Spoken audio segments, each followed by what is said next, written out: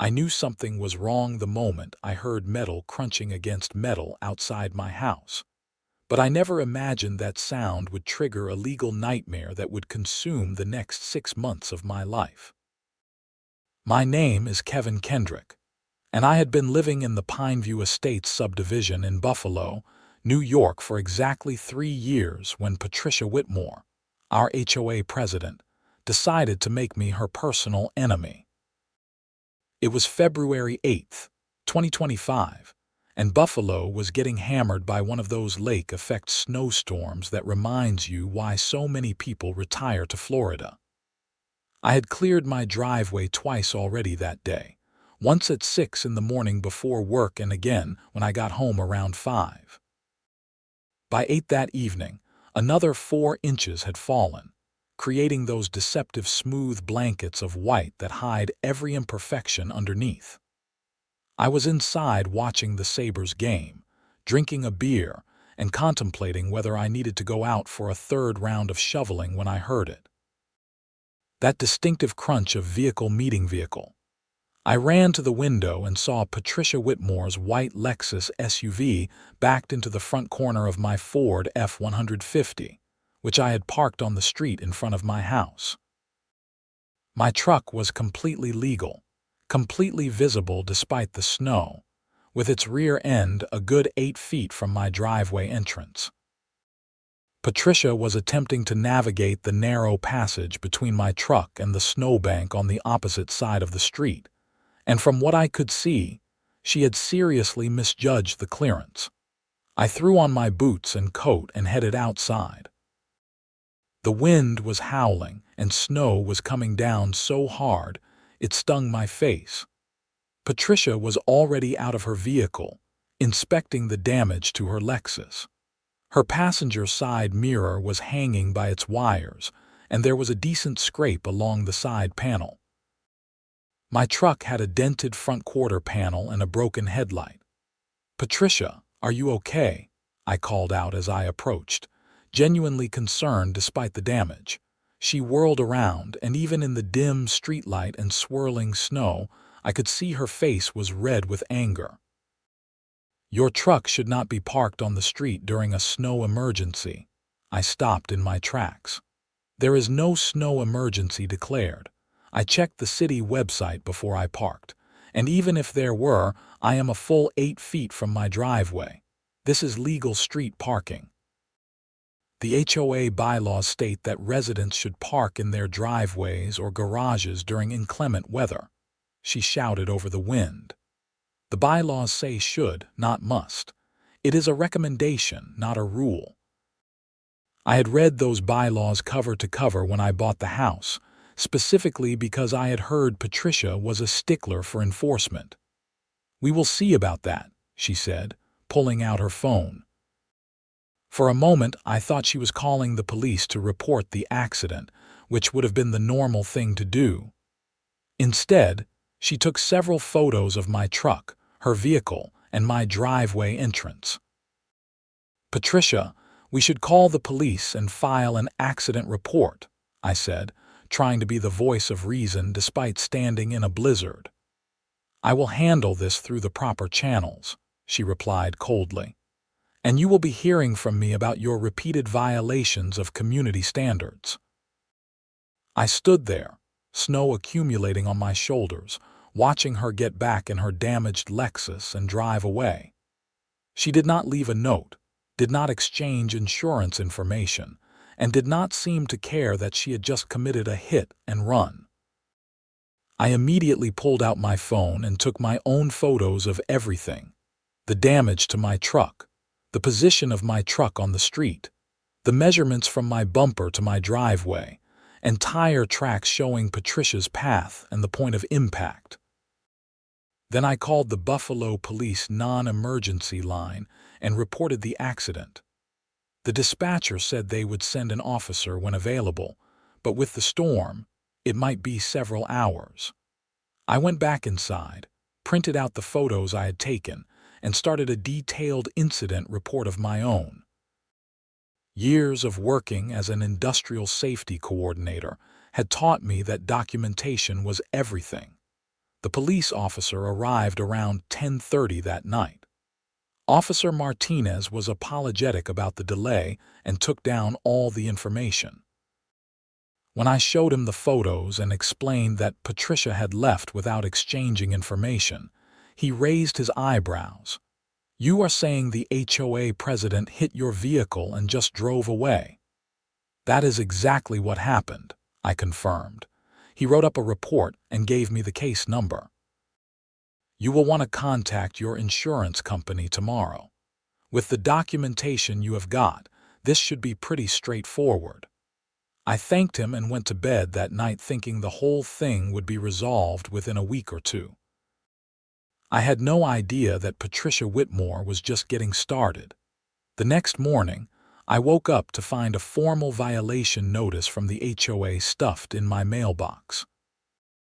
It accused me of failing to maintain my driveway in a safe condition, parking illegally on the street during hazardous weather conditions, and creating a dangerous obstruction that caused property damage to another resident. The notice demanded I pay a fine of $300 within 10 days or face additional penalties. I called my insurance company first, gave them all the information about the accident, and sent them the photos and police report number. My agent, a helpful woman named Sandra, assured me they would handle everything and that I should not worry about Patricia's attempt to blame me for the accident. Then I called a lawyer. I had a buddy from college, Marcus, who practiced general law in Buffalo. When I explained the situation, he actually laughed. "Kevin, this is absurd. She hit your legally parked vehicle and now she is trying to flip the script. Do not pay that HOA fine. Do not admit any fault. Send them a written response disputing the violation and include copies of all your documentation. I will draft something for you." Marcus sent me a formal response letter by that afternoon. It was beautiful, detailing exactly how I had violated no bylaws, broken no laws, and that any damage to Patricia Whitmore's vehicle was entirely her own fault due to negligent operation of her vehicle in winter weather conditions. The letter also noted that her failure to exchange insurance information or remain at the scene could constitute a hit and run under New York Vehicle and Traffic Law Section 600. I sent the letter certified mail to the HOA, to Patricia personally, and kept copies of everything. I thought that would be the end of it. I was wrong again. 2 weeks later, I received another notice. This one informed me that the HOA board had voted to assess a special fine of $500 for my continued disregard of community safety standards. The notice claimed I had still not properly maintained my driveway and that I continued to park on the street in defiance of the board's instructions. This was categorically false. I had been shoveling my driveway religiously, sometimes twice a day during heavy snow. I had also started parking in my garage just to avoid any further confrontation, even though it meant I had to move my workshop tools around every evening to fit the truck. I took photos every single day showing my cleared driveway and my truck safely in the garage. Marcus advised me to ignore the fine and prepare for the inevitable. "She's going to sue you," he said. "People like this do not back down. She has made this personal." He was right. On March 15th, exactly 5 weeks after the accident, I was served with a lawsuit. Patricia Whitmore, individually and as representative of the Pineview Estates, HOA, was suing me for $7,000 in damages to her vehicle, $3,000 in association legal fees and administrative costs, and an injunction requiring me to follow all parking restrictions and maintain my property, in accordance with the highest community standards. The complaint was a work of fiction. It claimed I had negligently and recklessly failed to clear my driveway, creating a hazardous condition that forced other residents to navigate around my property. It claimed I had parked my truck in an illegal and dangerous manner. It claimed I had ignored repeated warnings from the HOA about my property maintenance. Every single claim was a lie. Marcus agreed to represent me. "This is going to small claims court," he explained. "The amount she is asking for is just under the limit." Small claims in New York is relatively informal, but we still need to be prepared. She is going to show up with the full weight of the HOA behind her, and she will try to make you look like the problem resident. We spent the next 2 months building our case. I had photos of my driveway from every single day since the accident, showing it was always properly cleared. I had the police report clearly stating my truck was legally parked. I had measurements and diagrams. I had the city's records showing no snow emergency was ever declared that night. I had a copy of the HOA bylaws with the exact language showing parking on the street was permitted. I even had weather reports from the National Weather Service showing the conditions that night. Marcus also subpoenaed the HOA board meeting minutes from the past year. What we found was enlightening. Patricia had been waging a campaign against multiple residents, always finding violations, always assessing fines. The minutes showed that 3 board members had resigned in the past 18 months, and 2 of them had included statements about Patricia's overzealous and possibly retaliatory enforcement practices. We tracked down one of those former board members, a retired teacher named George Feldman. He agreed to provide a statement and testify if needed. "Patricia runs that HOA like her personal fiefdom," George told us over coffee at a Tim Hortons near his house. "She became president 4 years ago, and within 6 months, she had driven off anyone who disagreed with her. She interprets every guideline as a strict rule and every suggestion as a mandate.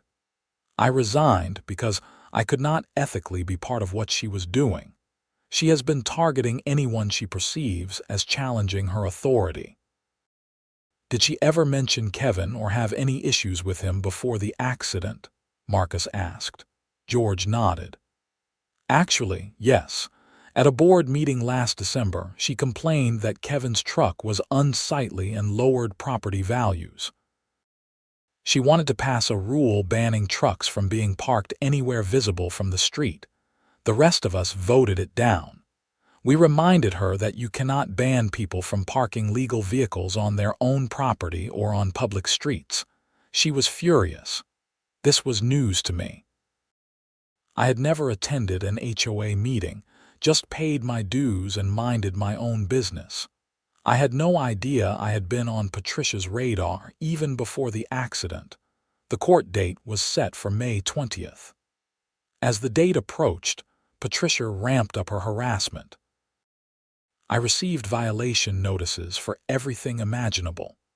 My grass was allegedly too long in April, even though grass barely grows in Buffalo in April. My garbage can was supposedly left out past the permitted time, even though I always brought it in the evening of pickup day.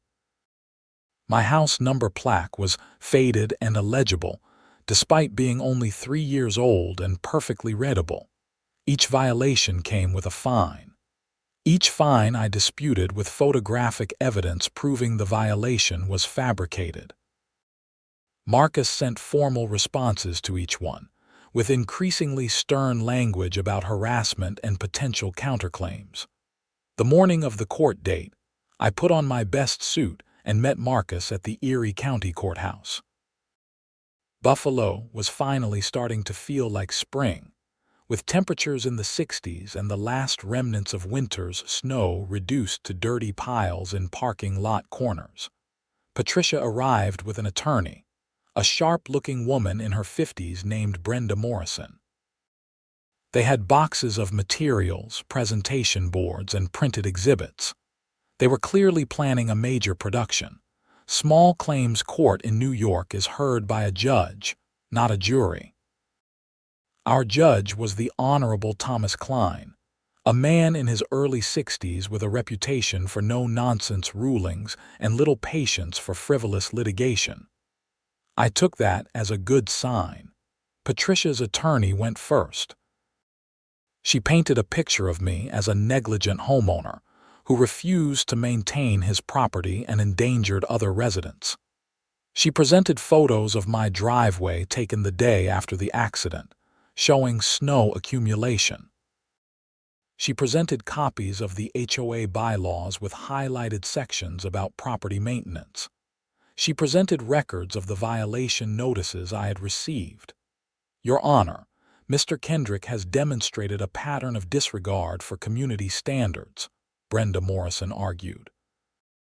On the night of February 8th, his failure to maintain his driveway and his decision to park his oversized vehicle on a narrow residential street during a blizzard created a hazardous condition. My client was forced to navigate around his truck in whiteout conditions, and the inevitable accident occurred. Mr. Kendrick bears full responsibility for this incident and the resulting damages. Then it was our turn. Marcus methodically dismantled every claim. He showed the police report identifying Patricia as the at-fault driver. He showed my photos from the evening of the accident, clearly demonstrating my driveway was cleared and my truck was legally parked. He presented the measurements showing my truck was 8 feet from my driveway entrance. He showed the city records proving no snow emergency was declared. Your Honor, this case is simple, Marcus said. Miss Whitmore struck my client's legally parked vehicle due to her own negligent operation of her vehicle in inclement weather. Rather than accept responsibility, she has engaged in a months-long campaign of harassment, filing frivolous violation notices and ultimately bringing this baseless lawsuit. Every shred of objective evidence supports my client. The only thing supporting Miss Whitmore's claims is her own self-serving testimony. Judge Klein looked through the materials we had submitted. He spent several minutes reviewing the photos, the police report, and the HOA bylaws. Miss Morrison, can you explain why your client left the scene of the accident without exchanging insurance information? Brenda Morrison looked momentarily flustered. Your Honor, it was a blizzard. My client was shaken up and wanted to get home safely. That is not how vehicle accidents work, Counselor. You know that. Judge Klein turned to Patricia. Miss Whitmore, did you contact your insurance company to report this accident? Patricia hesitated. I contacted the HOA's insurance carrier to inquire about coverage. That was not my question. Did you contact your personal auto insurance to report that you had struck another vehicle? I did not feel it was necessary, Your Honor, because the accident was caused by Mr. Kendrick's negligence. Judge Klein frowned. That is not your determination to make. The police report here clearly identifies you as the at-fault party. He looked back at the photos. Mr. Kendrick's vehicle was parked 8 feet from his driveway entrance, well within legal boundaries. There was no snow emergency declared. You struck his vehicle while attempting to pass on a residential street during a snowstorm. This is entirely your fault. But Your Honor, the HOA bylaws, Patricia started. The HOA bylaws do not supersede traffic law, Miss Whitmore. They do not give you the right to hold other residents financially responsible for your own mistakes. And frankly, looking at this documentation, I am troubled by what appears to be a pattern of retaliatory enforcement. He held up the stack of violation notices. Mr. Kendrick has provided evidence disputing every single one of these violations. This looks like harassment. The judge spent another few minutes reviewing materials, then rendered his decision. I am ruling in favor of the defendant on all counts. Miss Whitmore's lawsuit is dismissed with prejudice. Furthermore, I am ordering Miss Whitmore to pay Mr. Kendrick's court costs and attorney fees. Miss Whitmore, you owe Mr. Kendrick an apology and payment for the damage to his vehicle.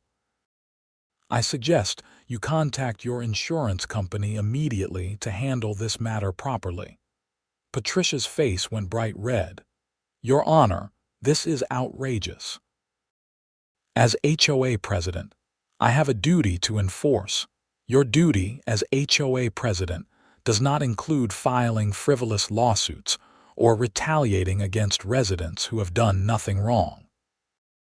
If you continue this pattern of behavior, residents have every right to seek removal of you from the board or to pursue their own legal action against you for harassment. This case is closed." Walking out of the courthouse, I felt vindicated but exhausted. The whole ordeal had consumed 4 months of my life, cost me money even with the judgment in my favor, and created enormous stress. Marcus assured me that Patricia's insurance would have to cover the damage to my truck now that there was a court ruling, and that we would file to recover his fees as ordered. But I knew it was not over. Patricia Whitmore was not the type of person to accept defeat gracefully. I was proven right within a week. I received a notice that the HOA was conducting a special assessment of all properties in Pineview Estates for necessary legal reserves due to frivolous counterclaims by residents. Every homeowner was being charged $500. It was obvious what this was. Patricia trying to make the other residents blame me for increased costs. Marcus advised me to attend the next HOA meeting and bring the court records. "You need to get ahead of this," he said. "If she is going to try to turn the community against you, you need to present your side." The HOA meeting was held on June 3rd in the Community Center Clubhouse, a small building near the neighborhood playground. I had never attended one before, and I was nervous. When I walked in, about 30 residents were already seated. Patricia sat at a table in front with 2 other board members, Vice President Margaret Chen and Treasurer Donald Russo. Patricia's eyes narrowed when she saw me, but she said nothing. The meeting started with routine business: approval of the last meeting's minutes, a treasurer's report, discussion of landscaping contracts for the common areas. Then Patricia brought up the special assessment. "As you all know, the association has faced unexpected legal costs this year due to certain residents who refuse to cooperate with board directives, and instead choose to waste association resources on litigation. To rebuild our legal reserve fund, the board is proposing a special assessment of $500 per household." An older man in the back raised his hand. "Patricia, can you explain what litigation you are referring to?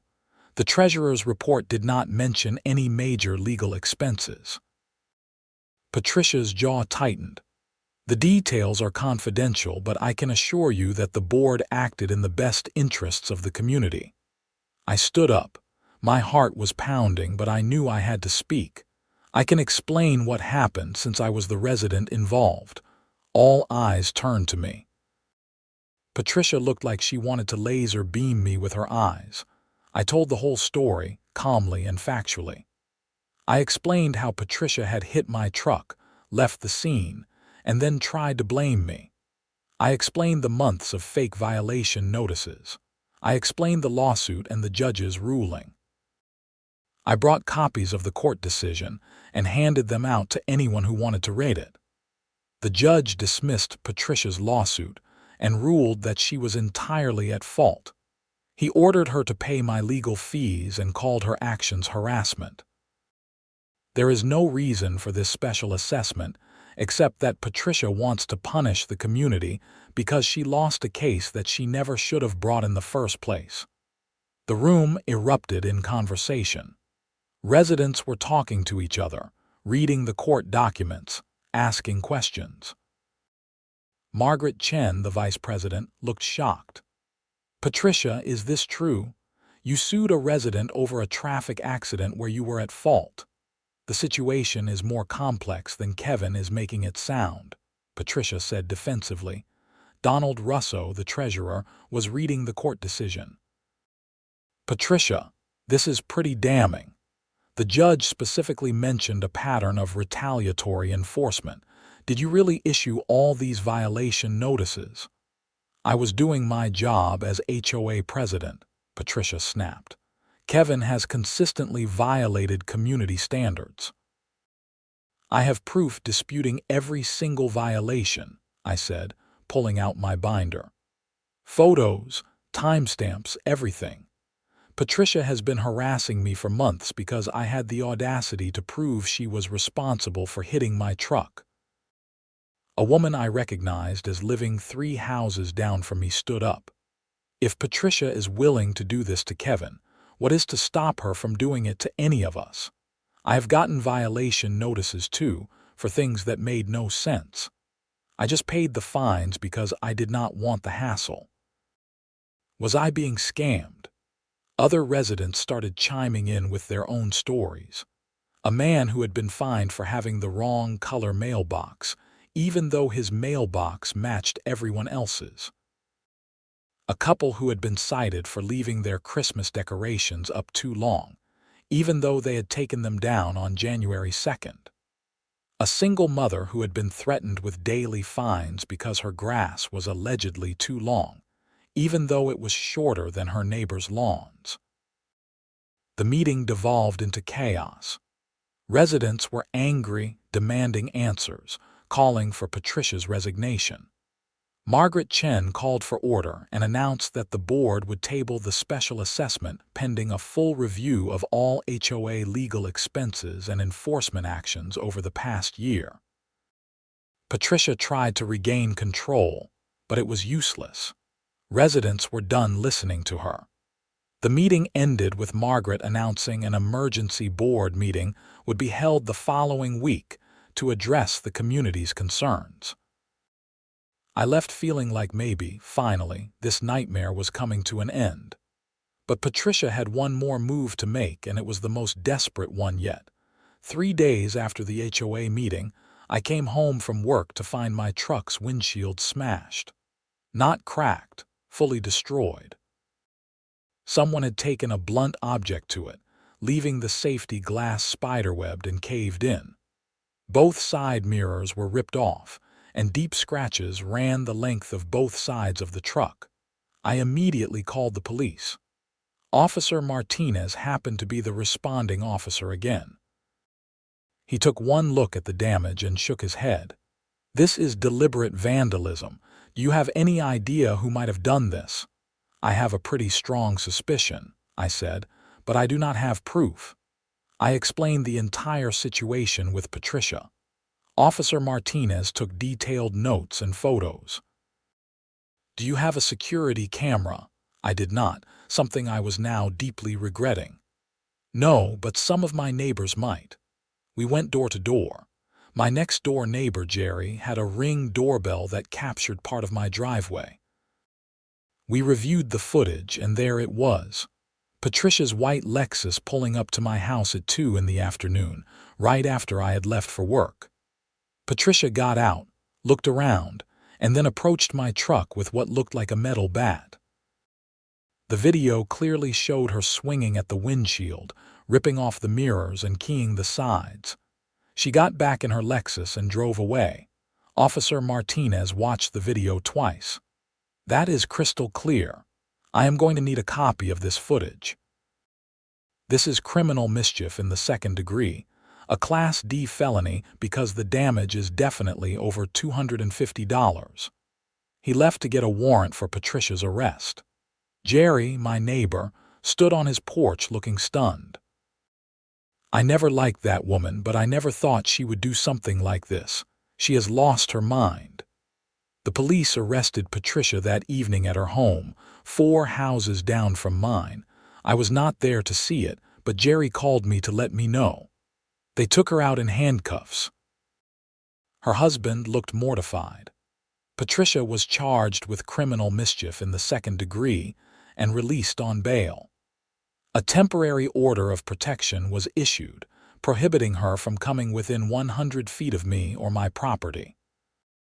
I filed an insurance claim for the damage to my truck, and this time there was no question about who was responsible. The story spread through Pineview Estates like wildfire.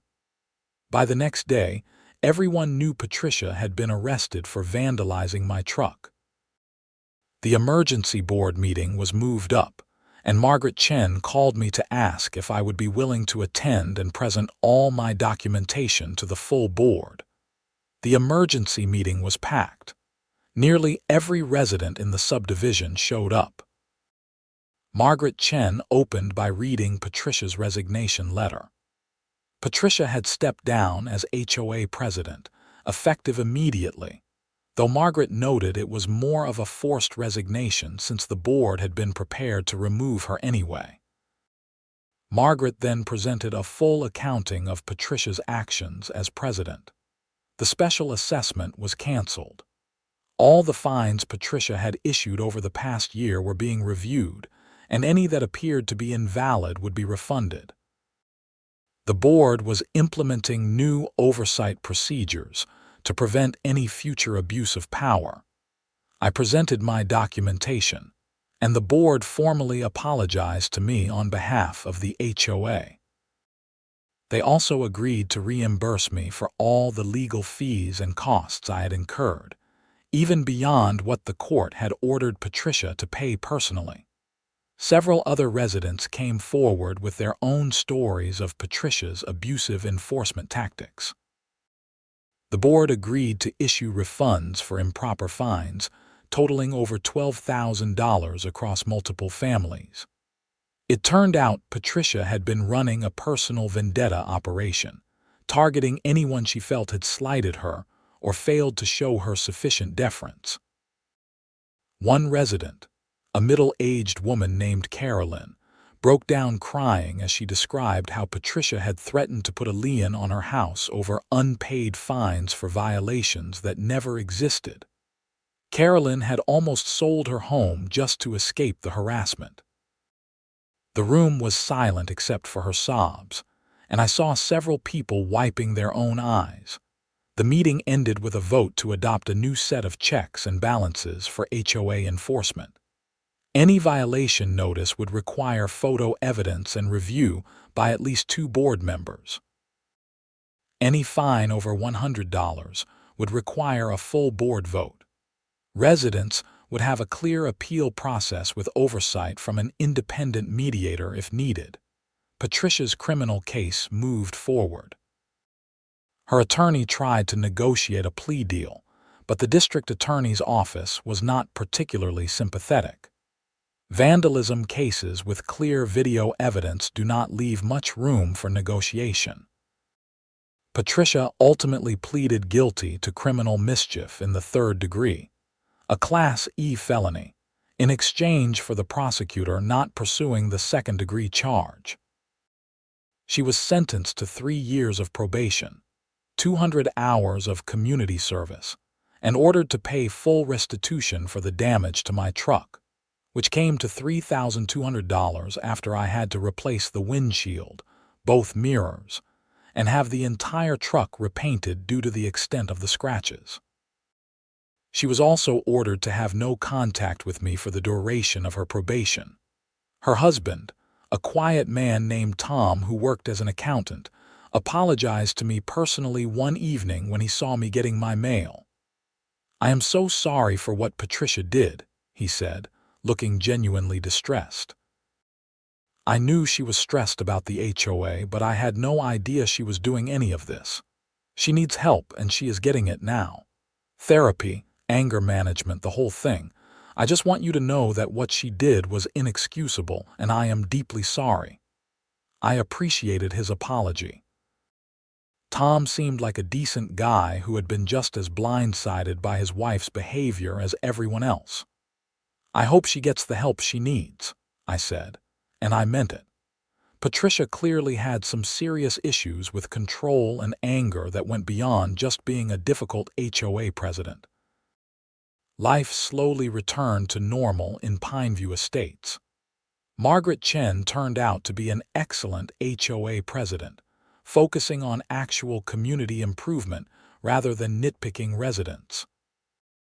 The neighborhood had a big summer barbecue in July, and for the first time, I actually felt like part of a community rather than just someone who lived in a particular subdivision. My truck was fully repaired and looked better than it had before the whole mess started.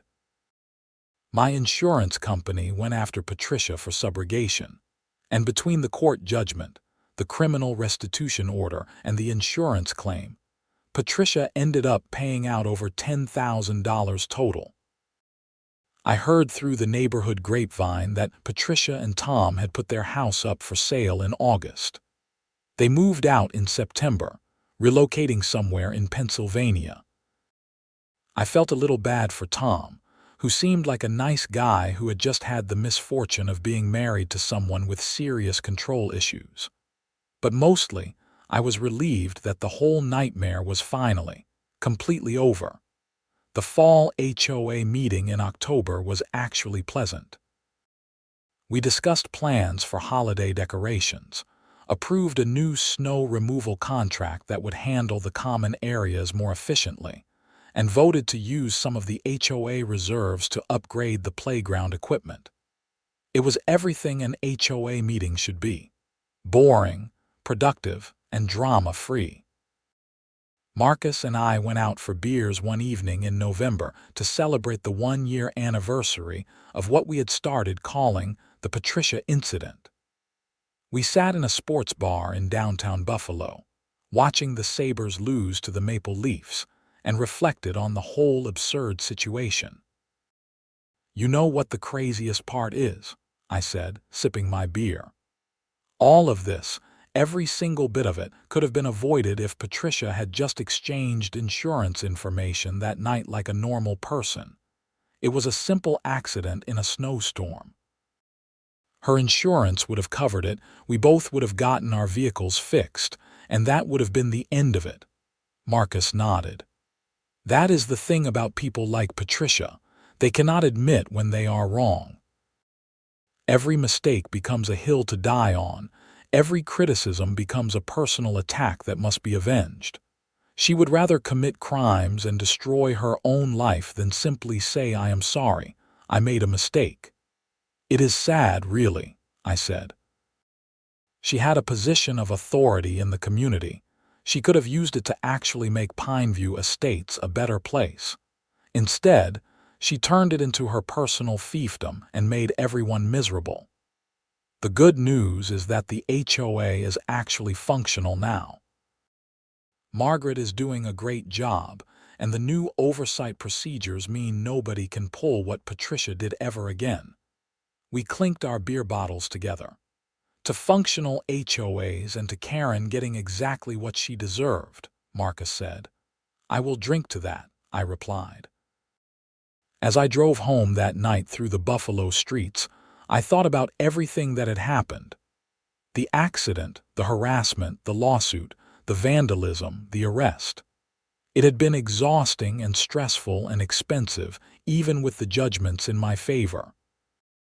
But it had also taught me some important lessons about standing up for yourself, about the importance of documentation, and about how communities can come together to reject toxic leadership. When I pulled into my driveway that night, I noticed the first real snowfall of the season was starting. Fat, lazy flakes drifting down in the orange glow of the streetlights. I smiled, thinking about how this whole mess had started with a snowstorm almost exactly 9 months ago. I carefully parked my truck in the garage, made sure my driveway was clear, and went inside to my warm house. Life was good. The nightmare was over, and if it ever snowed hard enough to bring back bad memories, well, I had a state-of-the-art security camera system installed now, covering every angle of my property, just in case. But I did not think there would be a just in case. Patricia was gone, the HOA was functioning properly, and I had finally found peace in my own neighborhood. Sometimes standing up to a bully costs you time and money and stress. But sometimes it is worth it, not just for yourself, but for everyone else who was suffering in silence. I made myself dinner, watched some TV, and went to bed feeling more content than I had in months. Tomorrow I would wake up, go to work, come home and live my life without looking over my shoulder for violation notices or worrying about what insane thing Patricia might do next. The American dream, I thought as I drifted off to sleep, is not just about owning a home. It is about being able to enjoy that home without some power-hungry HOA president making your life hell because she hit your truck and could not admit it was her fault. And thanks to a good lawyer, clear documentation, and a justice system that actually worked the way it was supposed to, I had reclaimed that dream. My truck was fixed, my record was clear, and Patricia Whitmore was someone else's problem now. Life in Pineview Estates went on. The holidays came and went. I put up Christmas lights in December, tasteful white icicle lights along my roofline that Margaret complimented at the neighborhood holiday party. No violation notices arrived. No angry HOA president showed up at my door. Just peaceful suburban life, exactly as it should be. In January, I got a letter from Patricia's attorney informing me that the final restitution payment had been made. Every penny I was owed had been paid. The legal saga was officially closed. I filed the letter away in the binder I had kept throughout the whole ordeal, a binder I hoped I would never have to look at again but would always keep, just in case someone ever needed to hear the full story. Jerry, my neighbor with the Ring doorbell, joked that he should get a medal for catching Patricia on video. I told him that if I ever wrote a book about the experience, I would dedicate it to him and his doorbell camera. We both laughed, standing in our driveways on a cold January morning, scraping ice off our windshields before work. "You know," Jerry said, "I have lived in this neighborhood for 8 years. The 4 years before Patricia became HOA president were fine. The 4 years with her were miserable. Now that she is gone, it is like everyone can breathe again. You did us all a favor by fighting back." "I just did not want to pay for an accident that was not my fault," I said. "Yeah, but you could have just paid the fine and moved on. A lot of people did. You stood up to her, and that made it possible for the rest of us to realize we did not have to take her abuse either. So thank you." I appreciated Jerry's words more than he probably realized. Throughout the whole ordeal, there had been moments when I wondered if it was worth it. If I should just pay Patricia's extortion money and avoid the stress.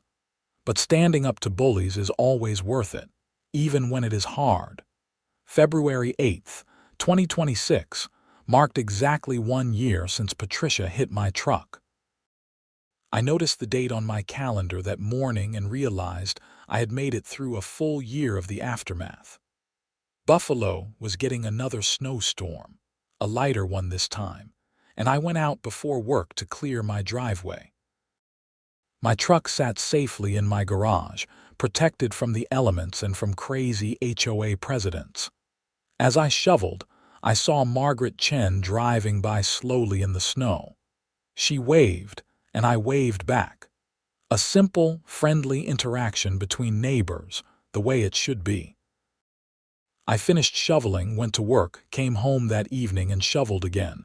Routine, boring, peaceful, perfect. That night I got a text from Marcus. "Happy anniversary of the Patricia incident. Glad we survived it." I texted back. "Survived and thrived. Thanks for everything. Anytime. Though let us hope there is never a next time." Agreed. I put my phone down and looked around my living room. My house, my sanctuary, my piece of the American dream. A house I could enjoy without harassment, without fake violations, without fear of some vindictive HOA president trying to ruin my life because she could not admit she was wrong. The story of Patricia Whitmore and her crusade against me became something of a legend in Pineview Estates. New residents who moved in were told the tale as a cautionary story about HOA overreach and the importance of community oversight. The bylaws were amended to include specific language about abuse of authority and the rights of residents to challenge enforcement actions. In March, I was actually asked to join the HOA board. Margaret thought my experience and my obvious commitment to proper documentation would make me a valuable member. I thought about it for a week before declining. I appreciated the offer, but I had no desire to spend my evenings at board meetings. I had done my duty by standing up to Patricia and helping reform the system. Now I just wanted to live my life. But I did agree to serve on a newly formed oversight committee, a group of 5 residents who would review any complaints about HOA enforcement and mediate disputes.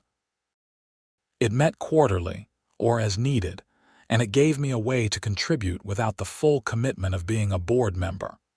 The first meeting of the Oversight Committee was in April. We reviewed 3 minor disputes, all of which were resolved quickly with common sense and basic communication. It was remarkable how easy problems were to solve when everyone involved was acting in good faith. As spring turned to summer, I found myself actually enjoying living in Pineview Estates. I went to neighborhood barbecues, helped organize a community garage sale, and even played on the neighborhood softball team in a local recreational league. These were all things I could have done before, but Patricia's toxic presence had made the community feel unwelcoming.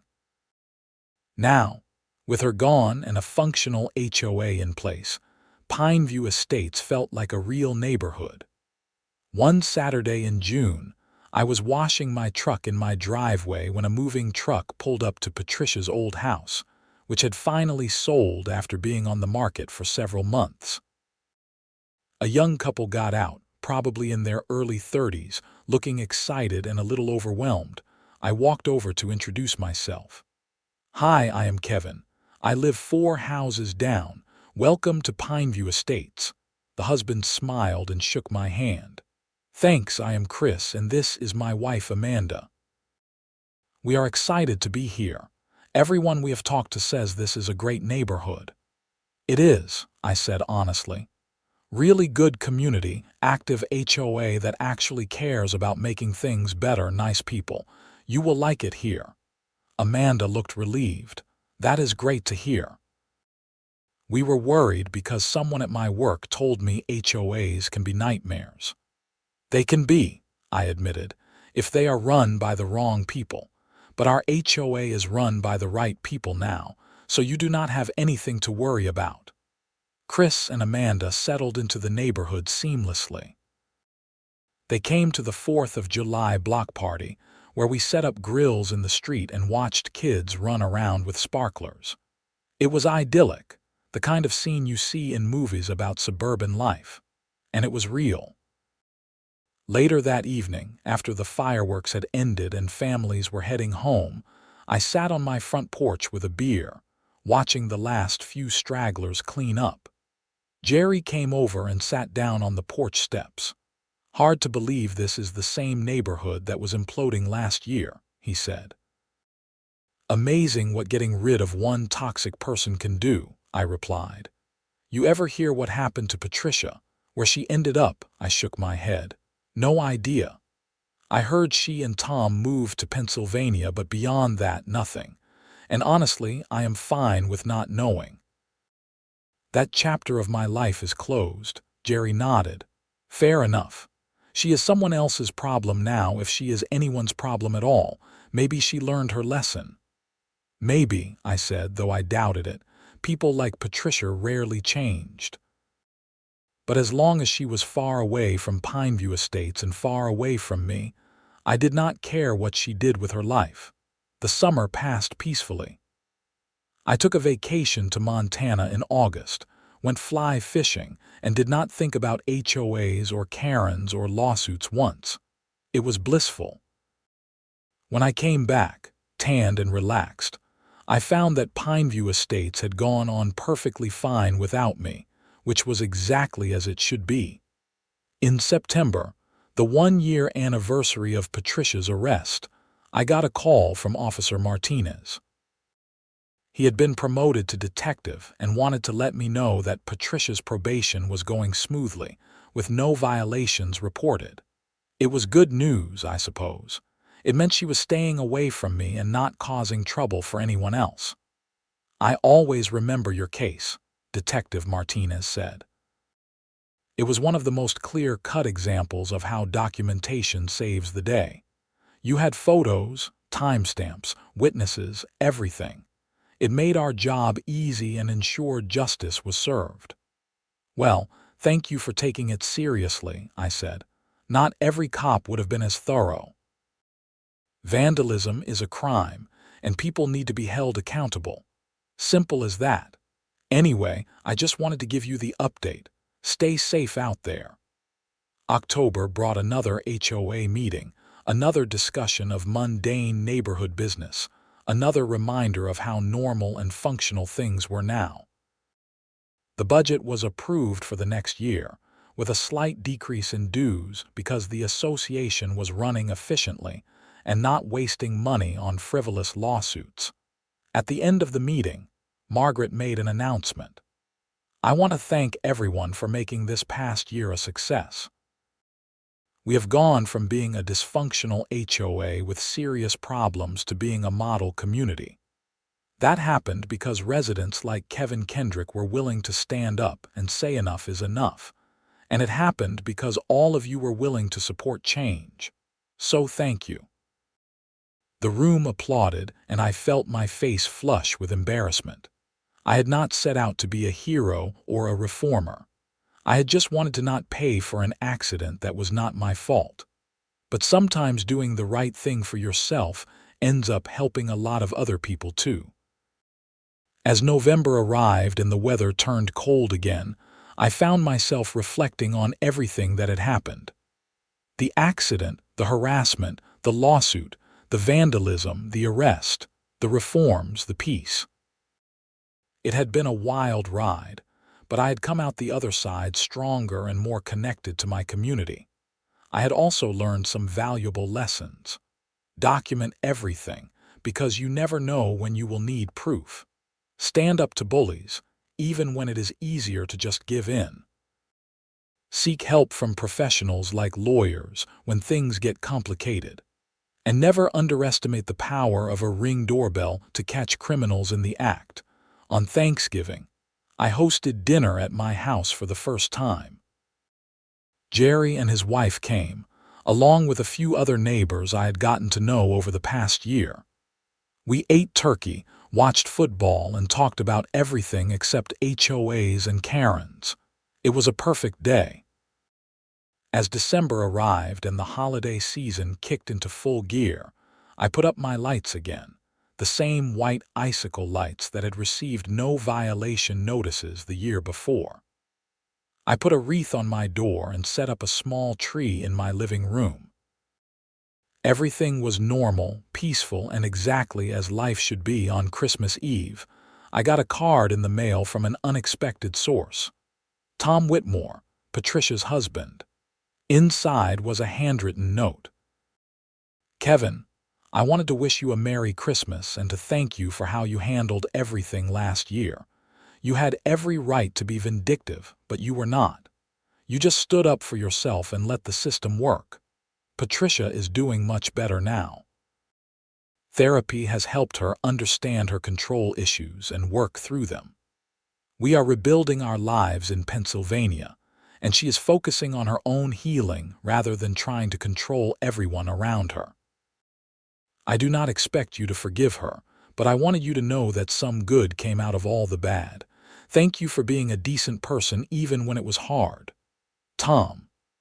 I read the card twice and then set it aside. I was glad Patricia was getting help. I was glad Tom seemed to be doing okay. But mostly, I was glad they were in Pennsylvania and I was in Buffalo, living my life in peace. Christmas came and went. The new year arrived. January 2027 began with another Buffalo snowstorm, and I went out to shovel my driveway without a second thought. My truck sat in my garage, safe and sound. My house was warm and welcoming.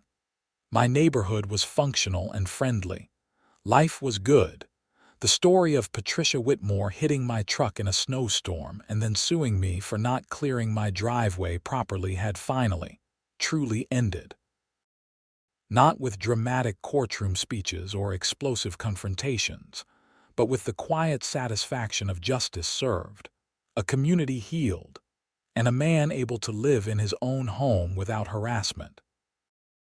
As I finished shoveling that January morning, the sun broke through the clouds, casting golden light across the fresh snow.